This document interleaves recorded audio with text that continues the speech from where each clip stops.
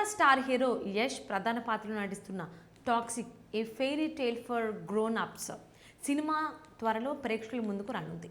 విడుదల సమయం దగ్గర పడుతున్న నేపథ్యంలో చిత్ర బృందం ప్రమోషన్స్లో బిజీగా ఉంది. తాజాగా సినిమాకాన్ 2026లో పాల్గొన్న యష్ ఈ చిత్రంపై ఆసక్తికర వ్యాఖ్యలు చేశారు.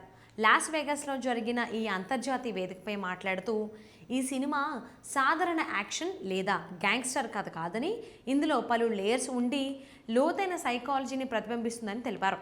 పైకి చూస్తే యాక్షన్ మూవీలా కనిపించినా లోపల మానవ సంబంధాలు, మనసులోని చీకటి కోణాలను చూపించే కథగా ఇది రూపుదిద్దుకుందని చెప్పారు. ఈ చిత్రాన్ని తొలిసారిగా ఇంగ్లీష్లో చిత్రీకరించినట్టు వెల్లడించిన యష్ ప్రేక్షకులకు ఇది కొత్త అనుభూతినిస్తుందని అన్నారు. ప్రతి ప్రాంతంలో భాష, సంస్కృతి వేరైనా ఈ సినిమా అందరినీ కనెక్ట్ చేస్తుందని విశ్వాసం వ్యక్తం చేశారు. సినిమా దర్శకురాలు గీతూ మోహన్ దాస్తో పనిచేయడం తనకు ఎంతో సంతోషాన్ని ఇచ్చిందని యష్ తెలిపారు. ఆమె గ్యాంగ్స్టర్ జానర్కు కొత్త దిశను తీసుకొచ్చారని ప్రశంసించారు.